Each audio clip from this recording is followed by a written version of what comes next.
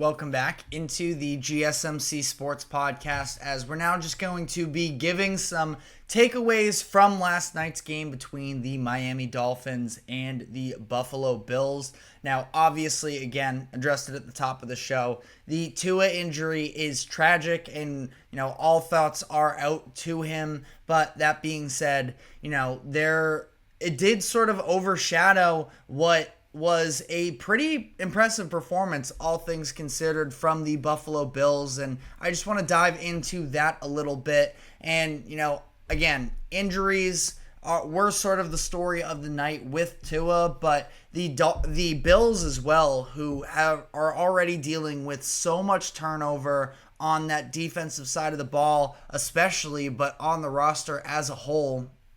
Things continued to get a little bit worse for them on that side of the ball, as starting linebacker Terrell Bernard left the game with a pec injury late in the first quarter on that touchdown drive from the Dolphins. He tried to stay in, but ultimately was pulled back out, was reevaluated, and ultimately was ruled out. And there is no timetable as to the severity of it and whether or not he is going to be back in short time. So, we'll have to see there. But that is definitely a very tough loss for a Bills defense that is already without their number one linebacker, of course, in Matt Milano. He is also dealing with a pec injury. He tore his pec during training camp and is expected to be out until around December. So to add this injury on top of it is just brutal.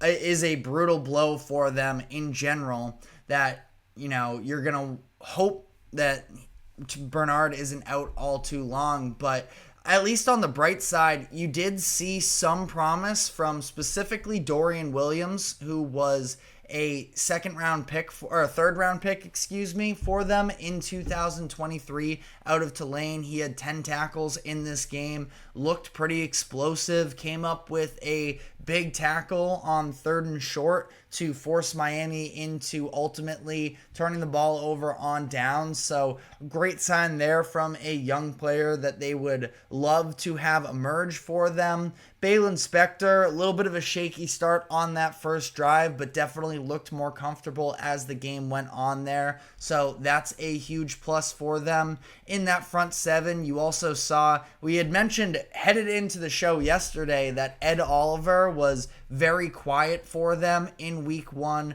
against the Arizona Cardinals, but Oliver you can only hold him down so long, and he was able to return to form last night. I thought that he was excellent on that front line. Nothing easy for the Dolphins in the ground game when he was involved there. So a lot of promises from the front seven of the Buffalo front. But additionally, on top of that as well, I thought that we saw a surprisingly very good performance from that Buffalo secondary that, of course, is down the likes of Jordan Poyer, who they actually played last night, but him, Tre'Davious White, Micah Hyde, and ultimately they played pretty well, all things considered. This is a Miami defense that obviously can test you through the air. That was, sort of their calling card last year. And we know with the threats of Tyreek Hill and Jalen Waddle that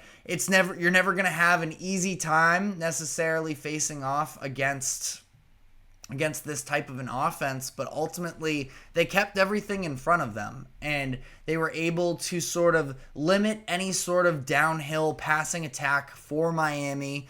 Tua, when he was playing, he was held to just 1.82 air yards per completion, according to ESPN. That is the worst mark of his NFL career so far.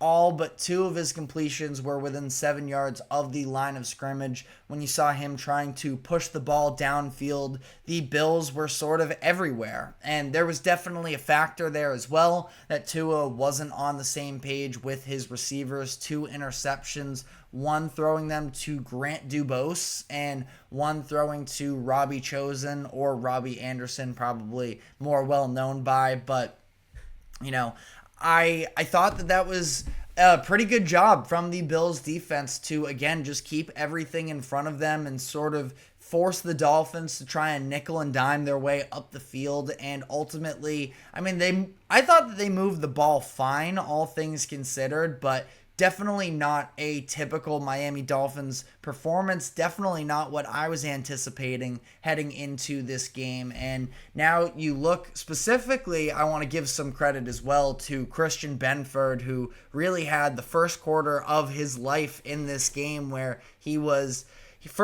shut down Tyreek Hill on that deep go route early on that first drive to force an incompletion there. And then he was actually in coverage versus Dubose when that ball ended up pretty well covered. That ball ended up getting picked off. It fell off of, or bounced off of, the shoulder pad of Dubose and ultimately landed in the hands of a teammate of his. And then Benford himself ended up securing an interception on that play to Robbie Chosen. A little bit of an incompletion, or a little bit of a miscommunication there. Not to mention that Tua overthrew him a little bit, but I thought that Benford was excellent in this game. And you're just looking for players to really step up in this Buffalo secondary, considering how many players they lost. And they brought in Rasul Douglas last night. I thought that he was very good, all things considered, but you're relying on a lot of young and unproven talent in that Buffalo secondary, where Damar Hamlin is now starting for them this year for the first time in his career. Khair Elam, their first round pick from a couple years ago, he's getting on the field more. Taron Johnson was even out for them last night, so they were even that much thinner in the secondary. And again, all things considered, I know obviously the Tua injury plays a factor here, and it is hard to overlook that, but even when he was in the game, I'm purely saying this from the perspective of, I think that the Bills defense deserves credit for what they were able to do last night. And this is the type of performance that Bills fans can really sort of rally behind. Obviously, again, the messiness of everything else does sort of take away inherently a little bit from what Buffalo was able to do, but I thought that this was an excellent defensive performance across the board for the Bills, and that's sort of what we were looking for, because they got punched in the mouth a little bit, especially in the first half against the Cardinals last week. And to be able to sort of step up to the level of competition, force bad decisions, and again, just this idea of staying disciplined to your game plan. It was clear that they weren't going to let Tua and the Dolphins beat them over the top, and ultimately, they got the results they were hoping for. So very encouraging there. On the offensive side of the ball, I mean, it got to a certain point in the third quarter. Their offense didn't even really have to do all that much, but I mean, how about the push up front that they got from their offensive line in this game that opened up James Cook to be able to go 11 carries, 78 yards, 2 touchdowns. I mean, it was great running, of course, by Cook, and you saw the breakaway speed, but the second touchdown that he scored on the ground, at least, being he did finish this game with 3 touchdowns because he capped off that first drive for them. But Cook in this game breaking for what was a 49-yard touchdown on the first play of the drive.